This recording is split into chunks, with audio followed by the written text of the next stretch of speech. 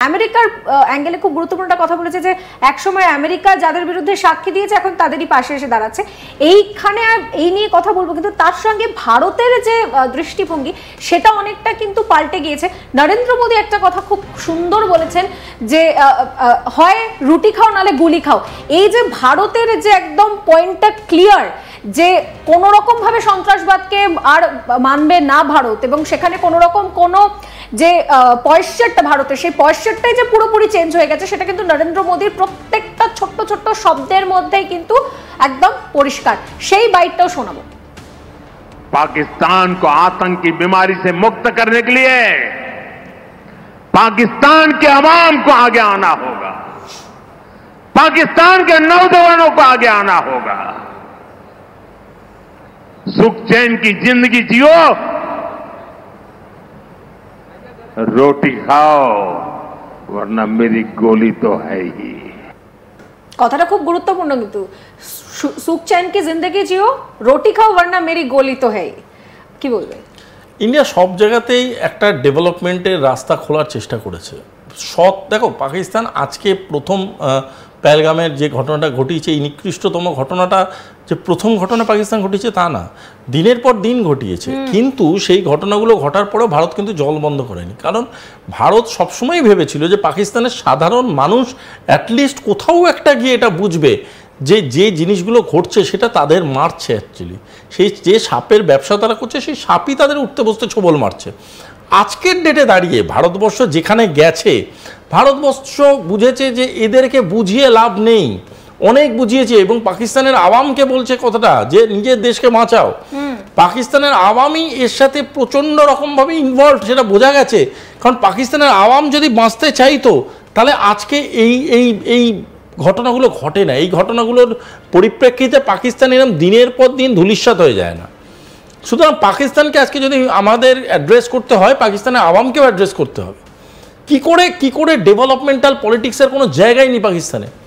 একটাই শুধু জিনিস, নয় সেপারেটিস্ট পলিটিক্স করব, নয় টেররিস্ট অর্গানাইজেশনসদের আমি টাকা দিয়ে যাব, নয় দিনের পর দিন এমন কিছু ঘটনা ঘটাবো যেই ঘটনাগুলোর মধ্যে দিয়ে আমাদের পারিপার্শ্বিক দেশ এবং পৃথিবীর হাজারো একটা দেশ সবসময় বিচলিত থাকবে। এবং আসছি আমি বাংলাদেশের প্রসঙ্গটা, কারণ খাবার শেষে মৌরি না খেলে আমার ঠিক হয় না আর কি। তো সেখানে বাংলাদেশের প্রসঙ্গতে আসতে একটা বলা যায়, আমরা তো ইউনিস সাহেবকে অনেকবার ওনার ভুল ত্রুটি, ওনার যে নোংরামি সেগুলো তুলে ধরেছি এই চ্যানেলের মাধ্যমে। কিন্তু আজকে ম্যাডাম হাসিনা যেগুলো বললো ওটাকে বাংলা ভাষায় বলে কাঁচা খুলে দেওয়া। উনি যে একটা ব্যক্তিগত স্তরে চোর সেটা বুঝিয়ে দিল। আর বাংলাদেশের কাছে কি ব্যাপারটা বলো তো, বাংলাদেশের কাছে গোটা পৃথিবীটার ডিপ্লোমেসি হচ্ছে ওই বিশ্বকাপে সূর্যকুমার যাদবের ক্যাচের মতো, হয়েছে কি হয় নাই করতে করতেই ওদের নিজেরা বিশ্বকাপটা ফুটে গেছে। ইন্ডিয়া ভুল ক্যাচ ধরছে, আরে গাধা নিজেরা ফুটে গেলে সেটা দেয়। এইখানে এই যে নরেন্দ্র মোদীর কথাটা খুব গুরুত্বপূর্ণ যে সুখ চैन की जिंदगी जियो, রুটি খাও ওয়ারনা গোলি।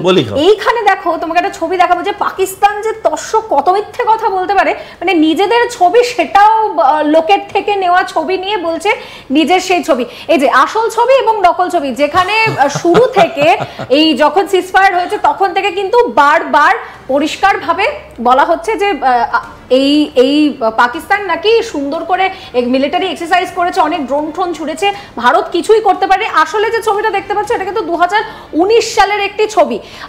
PHL-03 লং রেঞ্জের একটা মিসাইল লঞ্চ করা হয়েছিল। এটা কিন্তু অ্যাকচুয়ালি ফেক ছবি, যেই ছবিটা কিন্তু ভুয়ো, এবং সেটা পাকিস্তান আবার দাবি করছে যে এটা আমার ছবি।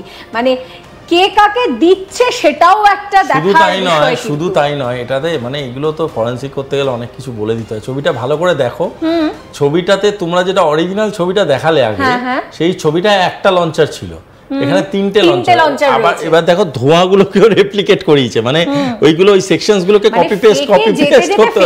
হ্যাঁ, এবং সবচেয়ে হাস্যকর দেখো দুটো লঞ্চারের মাঝখানে একটা করে কটেজ আছে। ফটোশপটা ঠিক করে শেখে এটা কিছু বলতে হবে। মহা মজার জিনিস দেখালে তুমি, দুটো লঞ্চারের মাঝখানে দেখো একটা করে কটেজ টাইপের স্ট্রাকচার আছে।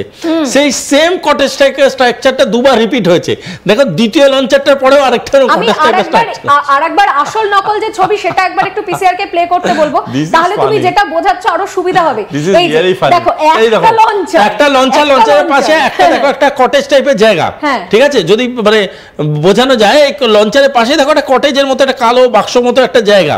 এইবার তুমি ও যে ছবিটা গিফট করেছে দেখো, ধোঁয়ার প্যাটার্নটাকে দেখো, ধোঁয়ার প্যাটার্নটাকে মাল্টি রেপ্লিকেশনে ফেলেছে। এবার ওর ছবিটাকে দেখাও, ভুয়ো ছবিটাকে খোলো, ভুয়ো ছবিটাকে বড় করো, ভুয়ো ছবিটা একটু দেখো, ভুয়ো ছবিটাকে একটু বড় করো।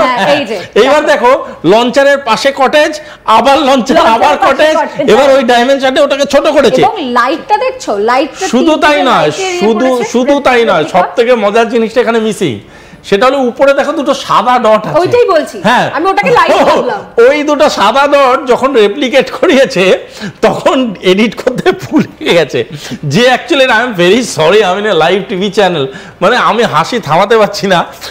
এই রেপ্লিকেশনের সাদা ডটটা পর্যন্ত এডিট বা ডিলিট করতে ভুলে গেছে। একই মানে আর্মি তো নেই, মিলিটারিও নেই, একটা প্রপার ফটো এডিটরও নেই একটা দেশে। মানে একটা জিনিস মানতে হবে যে চুরি করতে গেলেও বুদ্ধি লাগে, দিস ইজ রিয়েলি ফানি। কিন্তু মানে এদের কাছে সেই বুদ্ধিটুকুও বোধহয় নেই, সেই কথাটা অবশ্য আমরা বলছি না, আসাদুদ্দিন ওয়াইসি তিনি এই কথাটা বলছেন যে চুরি করতে গেলে বুদ্ধি লাগে, পাকিস্তানের কাছে সেই বুদ্ধিটুকুও নেই, তার কথাও শোনাবো। I am telling you something fact about the fact. I think yesterday the Pakistani army chief had gifted a photo to the Pakistani Prime Minister Shehbaz Sharif. President of Pakistan was there, the Speaker of National Assembly was there. And these stupid jokers, they want to compete with India. They had given a photograph of a 2019 Chinese army drill, claiming it's a victory over India. Now this is what Pakistan indulges in. They cannot even give a proper photograph.